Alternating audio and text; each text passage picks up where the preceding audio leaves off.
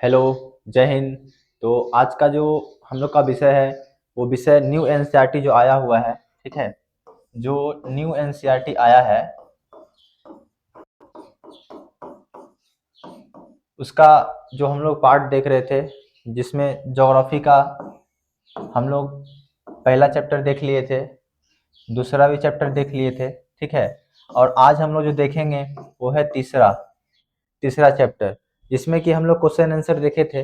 लेकिन दूसरा का क्वेश्चन आंसर कुछ उतना खास नहीं था, इसलिए हम उसको नहीं करवाए हैं। आप उसको कर सकते हैं। तो आज का जो है ज्योग्राफी का चैप्टर 3, इसका जो चैप्टर का नाम है स्थल रूप एवं जीवन, ठीक है। तो आज हम लोग इसी की चर्चा करेंगे। ये किसके लिए जरूरी है? अगर आप लोग किसी भी मान लीजिए एस्पिरेंट है किसी भी फील्ड के, जैसे यूपीएससी हो, बीपीएससी हो, यूपीपीसीएस हो, या आप यूजीसी नेट्स का भी करते हैं, तो भी आपका वहाँ पर थोड़ा मोड़ा बेसिक के लिए आप इसको देख सकते हैं, ठीक है। तो चलिए शुरू करते हैं बिना देरी के। आज हम लोग इसमें देखते हैं क्या क्या पढ़ना है, ठीक है। तो पहले तो एक छोटा सा इसको देख लेते हैं, ठीक है। लिखा है कि भूमंडल की वस्तुकला, पर्वत, पठार और मैदान का निर्माण, परिस्थितिकी और मानव जीवन पर उनका गहरा प्रभाव, ठीक है। अब देखिए यहाँ पर जो कथन दिया हुआ था, यहाँ लिखा हुआ है क्या है, अथर्ववेद से लिया गया है, जहाँ पर है भूमि सूत्र। देखिए यहाँ से जो लिया गया है, इसमें बताया गया मनुष्य के भार से मूलतः अनेक प्रकार की ऊंचाइयों, ढालों तथा विशाल समतल भूमि से पृथ्वी मेरी माता है तथा मैं उसकी संतान, ठीक है, ये लिया गया है। अब देखिए यहाँ लिखा है कि भूगोल केवल जमीन का अध्ययन नहीं, प्रकृति के गहरे है। देखिए अब हम लोग समझते हैं कि स्थल रूप, ठीक है, लैंड फॉर्म क्या है, स्थल रूप क्या होता है। तो पृथ्वी की सतह के भौगोलिक स्वरूप को स्थल रूप कहते हैं। मतलब जो फिजिकल फीचर्स होते हैं, जो उसको क्या कहा जाता है, स्थल रूप कहते हैं। इनका निर्माण कैसे होता है? तो इन्हें आकार लेने में लाखों वर्ष लगते हैं। इनको आकार लेने में लाखों वर्ष लगते हैं। देखिए इनमें महत्व में जो बताया गया है, जलवायु है, ठीक है, जलवायु है, पेड़ पौधे, ठीक है, जलवायु है, पेड़ पौधे, जलवायु है, पेड़ पौधे और मानव जीवन के साथ इनका सीधा संबंध होता है। किसी क्षेत्र का स्थल रूप ही वहाँ की अर्थव्यवस्था और संस्कृति तय करती है। यहाँ क्या बताया गया है महत्व में? आप महत्व में ये बता सकते हैं। पहले तो समझिए कि स्थल रूप क्या है। स्थल रूप अगर आपसे कोई पूछेगा, आप कहिएगा पृथ्वी की सतह के भौगोलिक स्वरूप को स्थल रूप कहते हैं। इसका निर्माण कैसे हो, निर्माण जो होता है, इन्हें आकार लेने में लाखों वर्ष लगते हैं। फिर कहिएगा महत्व में, तो जलवायु, पेड़ पौधे और मानव जीवन के साथ इनका सीधा संबंध होता है। किसी क्षेत्र का स्थलीय रूप ही वहाँ की अर्थव्यवस्था और संस्कृति तय करता है। अब देखिए यहाँ पर लिखा गया है कि पृथ्वी के 3 प्रमुख स्थल रूप, ठीक है, मेजर जो लैंडफॉर्म है वो कौन कौन से हैं आपको दिखाते हैं। देखिए पहला जो है वो है पर्वत, माउंटेन्स, ठीक है। तो लिखा है ना कि माउंटेन्स, दूसरा है पठार, ठीक है, फिर तीसरा है मैदान। देखिए यहाँ लिखा गया है कि आसपास की भूमि से ऊंचे खड़ी ढाल और संकरा शिखर क्या है, इन्हें क्या कहा जाता है, पर्वत कैसे होते हैं? तो आसपास की भूमि से ऊंचे जो है हो। फिर लिखा है कि खड़ी ढाल हो और संकरा शिखर हो। आप ये देखिए यहाँ इमेज दिया हुआ है, यही है पर्वत, ठीक है। यहाँ भी देखिए। फिर देखिए लिखा गया है पठार, आसपास की भूमि से उठी हुई सपाट भूमि, उठी हुई सपाट भूमि। देखिए उठी हुई सपाट भूमि, दिखने में एक मेज जैसी आकृति। देखिए दिखने में मेज जैसा आकृति आपको दिख रहा है, ठीक है। मैदान, बिल्कुल समतल और सपाट भूमि, समुद्र तल से अधिकतम 300 मीटर ऊंचे। समुद्र तल से 300 मीटर ऊंचे जो है वो क्या है, मैदान, ठीक है। यहाँ देखिए यहाँ लिखा गया है कि समुद्र तल, समुद्र की सतह का औसत जिससे किसी भी स्थान की ऊंचाई मापी जाती है, ठीक है। देखिए अब हम लोग एक एक करके देखेंगे। पहला है पर्वत। तो पर्वत का आधार और प्रकार, ठीक है। तो पर्वत का आधार चौड़ा और शिखर मतलब चोटी, सकड़ा होता है, संकड़ा जो होता है। देखिए लिखा है कि पर्वतों का आधार चौड़ा और शिखर मतलब चोटी संकरा होता है। फिर यहाँ बताया गया है जो प्रकार में नवीन पर्वत, ठीक है, निर्माण होता है हाल ही में बने हैं भौगोलिक दृष्टि से, ठीक है। विशेषता क्या है? बहुत ऊंचे, नुकीले, छोटा, खड़ी ढलान। देखिए मैं आपको बताऊं, आपको एनसीईआरटी पढ़ना बहुत जरूरी है, लेकिन या तो आप मेरे वीडियो को पहले देखिए फिर एनसीईआरटी को पढ़िए, या आप एनसीईआरटी को पढ़िए फिर मेरे वीडियो को देखिए। जब एग्जाम नजदीक आ जाता है आप पूरा एनसीईआरटी को एक साथ पढ़ते हैं, प्रॉब्लम हो जाती है। आप क्या कीजिएगा, या तो पहले अंडरस्टैंडिंग बनाने के लिए एनसीईआरटी को 2-3 बार पढ़ लीजिए, फिर मेरे वीडियो को देखिए, या मेरे वीडियो को देख करके आप एनसीईआरटी को पढ़िए। आप लेकिन एनसीईआरटी खुद से जरूर पढ़िएगा, ठीक है। फिर उदाहरण में देख लीजिएगा हिमालय, जिसे एशिया में है, अल्प्स यूरोप में है, एंडीज दक्षिण अमेरिका में है, ठीक है। अब देखिए दूसरा है प्राचीन पर्वत, इनका निर्माण है लाखों वर्ष पुराने हैं, ठीक है। विशेषता क्या है? लगातार अपर्दन, ठीक है, लगातार अपर्दन। फिर अपर्दन के कारण क्या होता है कि घिसकर इनकी ऊंचाई कम कम और आकार गोल हो गया है। अब ऊपर में देखिए यहाँ पर दिखाया गया है। फिर देखिए उदाहरण में अरावली श्रृंखला, ठीक है, अरावली श्रृंखला भारत, जो कि भारत में है। यहाँ बताया गया है कि तुगता, ठीक है, समुद्र तल से ऊंचाई, हिम हिम मतलब क्या? अत्यधिक ठंड के कारण जब जल ठोस रूप में गिरता है उच्च तुगता पर पर्वत हमेशा हिम से ढक के रहते हैं। देखिए यहाँ जो कुछ की टर्म है वहां पे लिखेगा, अगर आपको ये वर्ड दिख रहा है, ठीक है, तो इसका मतलब होता है कि समुद्र तल से ऊंचाई, ठीक है। और लिखा है कि हिम, तो अत्यधिक ठंड के कारण जब जल ठोस रूप में गिरता है उच्च तुंगता पर पर्वत हमेशा हिम मतलब बर्फ से ढके रहते हैं। फिर देखिए अब यहाँ पर लिखा है कि पर्वतीय परिस्थितिकी, वनस्पति और जीवन, ठीक है। अब देखिए यहाँ पर किस प्रकार से है कि ऊंचाई तुंगता मतलब वो जो पीछे हम लोग पढ़ के आए थे, ऊंचाई मतलब तुंगता बढ़ने के साथ तापमान घटता है, जिससे एक विशिष्ट परिस्थिति तंत्र बनते हैं, ठीक है। अब वो कैसे हैं? तो वनस्पति, ठीक है, लिखा है ना कि घास, मांस और लाइकेन। अत्यधिक ठंड के कारण बड़े पेड़ पौधे नहीं उगते, केवल मखमली काई मांस पाई जाती है। फिर लिखा है कि शंकुधारी वन, ठीक है। देखिए हम लोग पहले समझते हैं कि ऊपर में लिखा है कि पर्वतीय परिस्थिति की वनस्पति और जीव यहाँ पर किस प्रकार से होते हैं, तो लिखा है ना ऊंचाई के साथ वनस्पति। ये देखिए ऊंचाई के साथ वनस्पति, इसमें आप बताइएगा कि घास, मांस और लाइकेन। अत्यधिक ठंड के कारण बड़े पेड़ नहीं उगते हैं, केवल मखमली काई मतलब वही मांस पाई जाती है। अब लिखिए है यहाँ लिखा गया है कि पेड़ ऊंचे और सकवकार होते हैं, ठीक है, कौन शेप, ठीक है, कौन शेप में होते हैं। फिर लिखा है कि पत्तियां जो होती है वो क्या होती है? नुकीली होती है। उदाहरण चीड़, फर, स्प्रूस और देवदार, ठीक है। देखिए ये जो आपको जो एग्जांपल दिया जा रहा है ना, फर, स्प्रूस, देवदार, ये आपको पूछा जा सकता है स्टेटमेंट दे करके कि ये इस प्रकार की जो वनस्पतियां होती है वो ठंड प्रदेश में पाई जाती है या गर्म प्रदेश में पाई जाती है। फिर देखिए यहाँ लिखा है प्रमुख वन्य जीव जो है, पश्चिम में लिखा है कि यहाँ गोल्डन ईगल है, ठीक है। लिखा है ना सुनहरा, जिसको कहा जाता है कि गरुड़, ठीक है, सुनहरा गरुड़। लिखा है कि पेरिग्रीन फल्कन, घुमंतु बाज। यहाँ लिखा गया कि प्रमुख जो वन्य जीव है उसमें लिखा गया कि गोल्डन ईगल, सुनहरा जो क्या लिखा है, गरुड़ जो है। फिर लिखा है पेरिग्रीन फल्कन, का घुमंतु बाज। अब जानवर में जो है वो है हिम तेंदुआ, फिर है कैनेडियन लिकस, फिर है याक, लाल लोमड़ी, फिर लिखा है क्या लिखा है आईवेक्स, जिसको जंगली भेड़ कहते हैं, और हिमालयन तहर। मैं इसका इमेज नहीं ला पाया हूँ, लेकिन नेक्स्ट वीडियो में मैं आपको आप काम कीजिएगा, नेक्स्ट वीडियो छोड़िए, आप इसका इमेज देख लीजिएगा, ठीक है।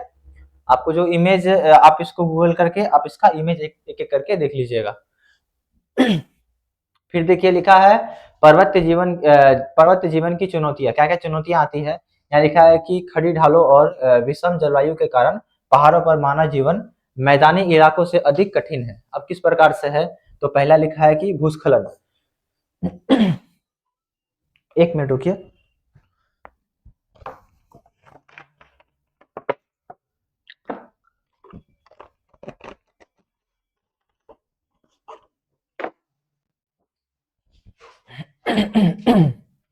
पहला लिखा है भूस्खलन।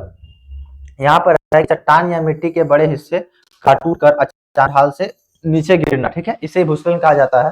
फिर लिखा है दूसरा इसका कारण जो वो है अचानक आने वाली और मूसलाधार बारिश, जिसे बादल फटना कहा जाता है।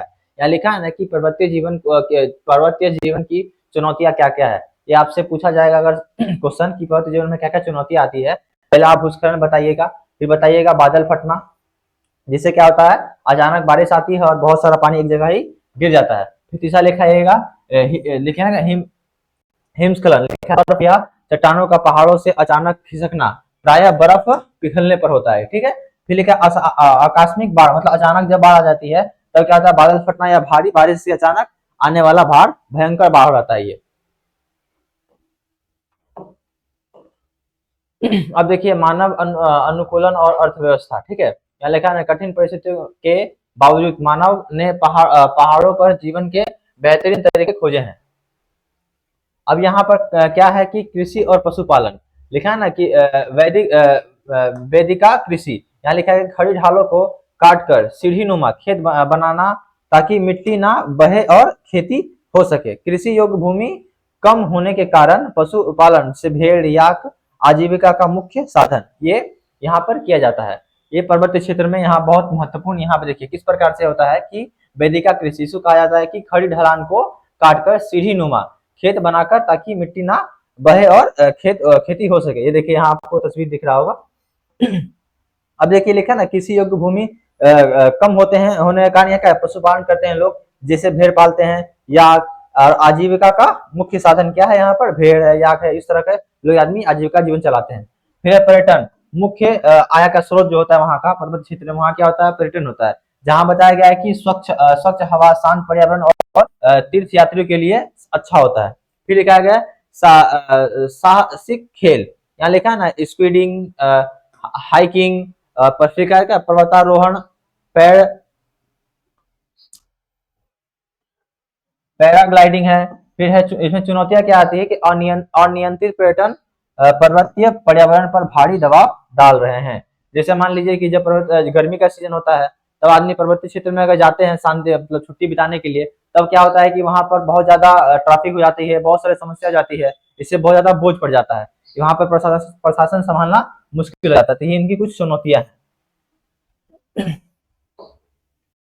अब देखिए हम लोग पठार पे समझते हैं। देखिए हम लोग पीछे पढ़ चुके थे पठार क्या था, मेज जैसी ऊंची भूमि, मेज जैसी ऊंची भूमि से था, ठीक है। अब देखिए यहाँ लिखा है ना पठार आसपास की जमीन से उठी हुई सपाट चपटी स्थलाकृति है, इसके किनारे सीधी ढलान वाले होते हैं, ठीक है, लिखा है ना सपाट। आई देखिए यहाँ पर आपको एक मेज जैसा दिख रहा है, ये सीधी ढलान है, ठीक है। फिर देखिए आज का आधार है, ये आपको मेज जैसा दिख रहा है। फिर लिखा है तिब्बत का पठार, ठीक है। इसमें देखिएगा विश्व का सबसे बड़ा और सबसे ऊंचा पठार, ये आपसे पूछा जा सकता है, ठीक है, कि सबसे बड़ा और सबसे ऊंचा पठार कौन सा है, तो यहाँ आप बताइएगा कि तिब्बत का पठार। और औसत ऊंचाई जो इसकी है ये है 4500 मीटर समुद्र तल से, ठीक है, 4500 मीटर समुद्र तल से। लंबाई जो है लगभग 2500 किलोमीटर। और उपनाम जो है विश्व की छत, ठीक है, इसका उपनाम क्या है विश्व का छत किसे कहा जाता है, तो तिब्बत के पठार को। फिर है यहाँ पर दक्कन का पठार, ठीक है, दक्कन का पठार है। देखिए यहाँ इसका देखिए यहाँ आपका इमेज दिख रहा है। फिर देखिए यहाँ दक्कन का पठार में लिखेगा कि मुख्य मध्य और दक्षिण भारत में स्थित है। ये कहाँ पर स्थित है, तो मध्य और दक्षिण भारत में स्थित है। यह विश्व के सबसे पुराने पठारों में से एक है। निर्माण जो है लाखों वर्ष पहले ज्वालामुखी के लावा से हुआ था। अब अगर दक्कन के पठार का उद्गार किससे हुआ था आप बताइएगा, ज्वालामुखी के लावा से हुआ था। देखिए पठारों का आर्थिक महत्व क्या है, तो खनिज का भंडार, इसमें आर्थिक महत्व आप पहला बताइएगा खनिज का भंडार, दूसरा है कृषि और उपजाऊ मिट्टी, तीसरा है जलप्रपात। हम लोग एक एक करके देखते हैं। तो पहला जो यहाँ बताया गया है खनिज का भंडार, ठीक है, तो यहाँ बताएगा पठार खनिजों से समृद्ध होते हैं। मुख्य व्यवसाय खनन, खनन से क्या करते हैं, वहां से बहुत प्रकार के खनिज निकलते हैं, वही बहुत उनका मुख्य साधन होता है। फिर लिखा है कि अफ्रीका का पठार जो सोना और हीरा के लिए प्रसिद्ध है। फिर छोटा नागपुर का पठार जो लिखा है ना, भारत लोहा और कोयला और मैग्नीज। अब देखिए कृषि और उपजाऊ मिट्टी, सामान्य पठारी मिट्टी चट्टानी और कम उपजाऊ होते हैं। जैसे यहाँ लिखा गया ना, कृषि और उपजाऊ मिट्टी। सामान्य क्या होता है, पठारी मिट्टी जो चट्टानी मिट्टी और कम उपजाऊ होती है। और इससे अपवाद में क्या है, ये लावा, अपवाद में है कि लावा पठार जैसे दक्कन में काली मिट्टी पाई जाती है, तो कपास की खेती के लिए अत्यधिक उपजाऊ होती है। ठीक है, फिर है जलप्रपात में आप बताइएगा कि ऊंचाई और सीधे किनारों के कारण नदियां क्या है, सुंदर झरने बनाती हैं। लिखा है विक्टोरिया प्रपात, ये लिखा है जाम्बेजी नदी जो है ये अफ्रीका में है। ठीक है, फिर लिखा है जोग जोग प्रपात, लिखा है शरावती नदी, ये क्या है पश्चिमी घाट पर है। फिर लिखा है हुंड्रू प्रपात, ये क्या है स्वर्ण रेखा नदी छोटा नागपुर। फिर लिखा है नोह कालिकाई प्रपात, लिखा है चेरापूंजी मेघालय, जो कितनी ऊंचाई है 340 मीटर। देखिए ये सब आपको थोड़ा सा फैक्ट्स है, आपको जो आपको बताया गया है इसको आपको याद करना पड़ेगा। फिर देखिए मैदान का निर्माण की जो प्रक्रिया है वो इस प्रकार से है कि जो मैदान है वो समतल और सपाट भूमि है, समुद्र तल से अत्यधिक 300 मीटर ऊंचे इसकी निर्माण नदी के अथक परिश्रम का परिणाम है। ठीक है, आपको पीछे बता दिए थे कि मैदान क्या है, जो समुद्र तल से अधिकतम 300 मीटर ऊंचे हो। फिर यहाँ लिखा है कि मैदान कैसे बनते हैं, यहाँ बनने की प्रक्रिया बताई गई है। पहले देखिए उद्गम क्या होता है कि पर्वत श्रृंखलाओं से नदी तेजी से नीचे बहती है। ठीक है, फिर क्या अपरदन के कारण, तेज बहाव के कारण क्या होता है कि नदियां चट्टानों को काटती है और तोड़ती है। फिर क्या होता है कि परिवहन, नदियां अपने साथ रेत मिट्टी और गाद बहाकर लाती है। इससे क्या होता है तलछट कहते हैं। तलछट किस पूछा जाएगा, तलछट किसे कहते हैं, आप कहिएगा नदी अपने साथ रेत मिट्टी और गाद बहाकर लाती है, इसे तलछट कहा जाता है। फिर जमा में लिखा गया है कि समतल भूमि पर प्रवाह धीमा होने के कारण नदी इस उपजाऊ तलछट को बिछा देती है, उपजाऊ मैदान का निर्माण हो जाता है। ठीक है, आप ये तस्वीर को देख लीजिए, यहाँ बताया गया है कि देखिए तलछट यहाँ पर है, ये उपजाऊ मैदान जो है देखिए यहाँ उपजाऊ पूरा है, खेती बाड़ी अच्छा हो रहा है नदी के किनारे। अब देखिए मैदानी जीवन लिखा है ना, पालना और सघन आबादी। क्यों होता है कि मैदानी जीवन में सघन आबादी क्यों रहती है, इसको जानिए। देखिए इतिहास में प्रारंभिक सभ्यता इन्हीं उपजाऊ नदी घाटियों में विकसित हुई। आज भी विश्व की सर्वाधिक जनसंख्या मैदान में ही निवास करती है। क्यों करती है, देखिए लिखा है जनसंख्या के आसान जीवन, यहाँ घर बनाना, सड़कें बिछाना और परिवहन आसान होता है, इसलिए यहाँ पे लोग बसते हैं। फिर लिखा है मुख्य आर्थिक गतिविधियां क्या होती है, कृषि, कृषि के लिए उपजाऊ मिट्टी होती है, इस कारण से क्या होता है यहाँ के लिखा ना कृषि उपजाऊ मिट्टी के कारण यह मुख्य व्यवसाय है। खाद्य फसलें चावल गेहूं मक्के, फिर मोटे अनाज जैसे ज्वार बाजरा रागी, जो मोटे अनाज है क्या है ज्वार बाजरा रागी। फिर लिखा है कि रेशेदार फसलें जैसे कपास जूट सन।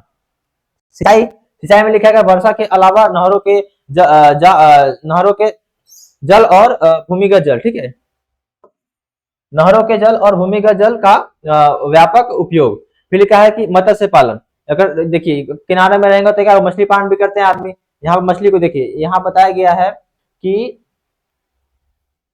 मैदानी जीवन सभ्यता का पालन और सघन आबादी क्यों रहते हैं, जिससे कुछ लोग जो अपने जीवन यापन करने के लिए मछली भी पाल करके अपना जीवन यापन करते हैं, वही लिखा है मत्स्य पालन। ये क्या करते हैं, नदी और नहरों की बहुलता से कारण ये मछली का पालन करते हैं, जिससे इनकी जीवन यापन चलती है। फिर लिखा है कि इस सरल रूप का तुलनात्मक विश्लेषण, बस ये क्या है, ये आपका अंतर यहाँ बताया गया है, आप इस अंतर को देख लीजिएगा एक बार। ठीक है, इसमें कुछ नहीं है, जो पीछे पढ़े हैं वही सब यहाँ बताया गया है। ठीक है, ये विशेषता है, क्या विशेषता है, फिर यहाँ पर पर्वत है, पठार है, मैदान है, इसमें किस प्रकार से है हम लोग सब कुछ देख चुके हुए हैं, आप इसको एक बार देख लीजिएगा।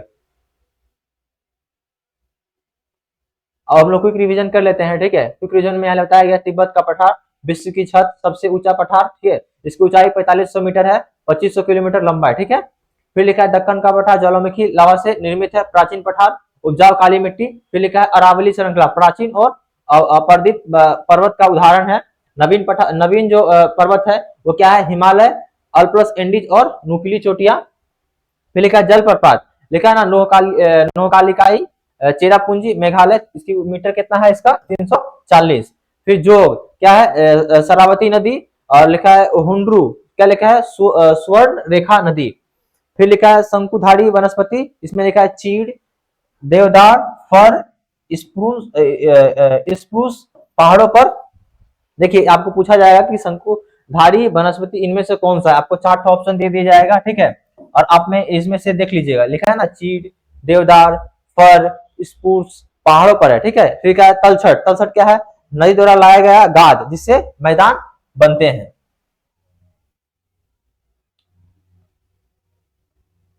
देखिए आपके काम का नहीं है बस, ठीक है, ये सिर्फ प्रश्न उत्तर है, आप इसको एक बार देख लीजिएगा। ये सिर्फ प्रैक्टिस के लिए प्रश्न उत्तर दिया गया है, एक मेंस का है एक प्रीलिम्स का है। तो आज का जो हमारा विषय था वो यही कंप्लीट होता है, ठीक है। आप लोग इसको घर में एक बार फिर से देख लीजिएगा, ठीक है। लेकिन किताब को आप लोग जरूर पढ़िएगा, या तो मेरे वीडियो को देखने के बाद बुक को पढ़िएगा, या बुक पढ़ के मेरे वीडियो को जरूर देखिएगा, ठीक है।